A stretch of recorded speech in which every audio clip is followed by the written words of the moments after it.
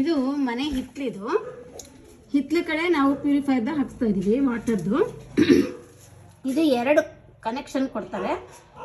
ಕೊಡುವಾಗ ನೋಡಿ ಈ ಥರ ಎಲ್ಲ ಹಾಕ್ಕೊಂಡಿದ್ದಾರೆ. 2 ಪ್ಯೂರಿಫೈರ್ಗೆ ಹಾಕೋದಿದು ಕನೆಕ್ಷನ್ನು ಹಿಂಗೆ ಮಾಡ್ಕೊಂಡಿದ್ದಾರೆ.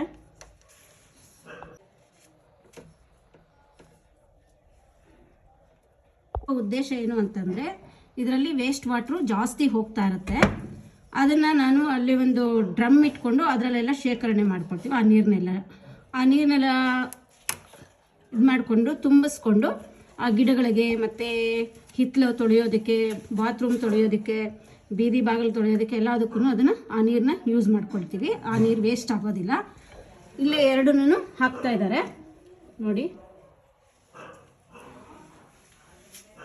ನೀನು ಅಡುಗೆ ಮನೆಗೆ ಹಾಕಿಸ್ಕೊಂಡ್ರೆ ನೀರೆಲ್ಲ ಶಿಂಕಿಗೆ ಬಿಡಬೇಕಾಗತ್ತೆ, ಅದು ವೇಸ್ಟ್ ಆಗುತ್ತೆ ವಾಟರು. ಆದ್ದರಿಂದ ನಾನು ಹಿತ್ತಲ ಕಡೆ ಹಾಕಿಸ್ಕೊಂಡಿದ್ದೀನಿ 2 ಪ್ಯೂರಿಫೈರ್ದು. ಇದು ಮೇಲ್ಗಡೆ ಇರೋದು ಆ ಕಡೆ ವಾಲ್, ಅದಕ್ಕೆ ನಾವು ಇದು ಯೂಸ್ ಮಾಡ್ಕೊಂಡಿದ್ದೀವಿ. ಇನ್ನೊಂದು ಪ್ಯೂರಿಫೈ ಇಲ್ಲ ಹಾಕ್ತೀವಲ್ಲ, ಅದಕ್ಕೆ ಈ ಕೆಳಗಡೆ ವಾಲ್ ಆನ್ ಮಾಡ್ಕೋಬೇಕು. ಸರಿ ಸರಿ ಸರಿ. ಈ ತರ ಇಟ್ಕೊಂಡ್ರೆ ವಾಲ್ ಆನ್ ಅಲ್ಲಿ ಇರುತ್ತೆ. ನೀವು ತಿರ್ಸ್ಕೊಂಡ್ರೆ ಆಫ್ ಆಗುತ್ತೆ.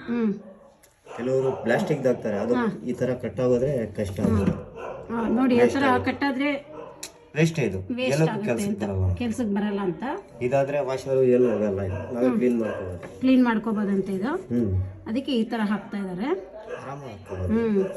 ಶಿಲ್ಟು ಇಡಲ್ಲ, ಅದು ಬ್ರಾಸ್.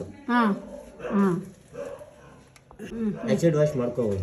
ಏನಾದ್ರೂ ಉಪ್ಪು ಹಿಡಿದ್ರೆ, ಉಪ್ಪು ನೀರು ಇರುತ್ತಲ್ವಾ, ಅದೇನಾದ್ರೂ ಒಂದ್ ಸ್ವಲ್ಪ ಒಂಥರ ಕಿಟ್ಟ ತರ ಕಟ್ಟುತ್ತಲ್ಲ ಒಳಗಡೆ, ಅದನ್ನೇ ಇದು ಮಾಡಿದ್ರೆ ನಾವು ಅದನ್ನ ರಿಮೂವ್ ಮಾಡ್ಕೊಂಡು ಸರ್ವಿಸ್ ಮಾಡ್ಕೋಬಹುದು. ಫ್ಯೂಚರ್ ಅಲ್ಲಿ ಮತ್ತೆ ನಲ್ಲಿ ಬೇಕಂದ್ರೆ ಬೇರೆ ಟೈಲ್ಸ್ ಗಿಲ್ಸ್ ಹೊಡೆಯೋದು ಅವಶ್ಯಕತೆ ಇರಲ್ಲ. ಕೆಳಗಡೆ ಎಂಡ್ ಕ್ಯಾಪ್ ಇದೆ, ಆ ಎಂಡ್ ಕ್ಯಾಪ್ ತೆಗೆದ್ಬಿಟ್ಟು ನಲ್ಲಿ ಹಾಕೋದು. ಇದು ಟೈಲ್ಸ್ ಹಾಕಿರೋದ್ರಿಂದ ನೀವು ಬುದ್ಧಿ ಉಪಯೋಗಿಸಿ ಈ ತರ ಮಾಡಿದೀರಾ. ಅಡಿಷನಲ್ ನಲ್ಲಿ ಬೇಕು ಈ ಜಾಗದಾಗ ಅಂದ್ರೆ ನಾವು ಇಲ್ಲಿಂದಾನೆ ನಲ್ಲಿ ಕನೆಕ್ಷನ್ ತಗೋಬಹುದು. ಸರಿ ಸರಿ. ನೋಡಿ ಎಷ್ಟು ಚೆನ್ನಾಗಿ ಹಾಕಿದ್ದಾರೆ ಎಲ್ಲ. ನಾನು ಈ ತರ ಇದು ಬಂದು ನಿಮ್ಮ ವಾಶ್ ಬೇಸಿನ್. ಸರಿ ಸರಿ ಸರಿ. ವಾಶ್ ಬೇಸಿನ್ ಕೈ ಕಾಲು ತೊಳ್ಕೊಳ್ಳೋಕೆ ಆ ಕಡೆ. ಇದು ಬಂದು ವಾಷಿಂಗ್ ಮೆಷಿನ್. ಸರಿ.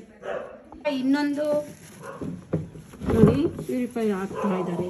ಈಗ 2 ಹಾಕಿದೆ.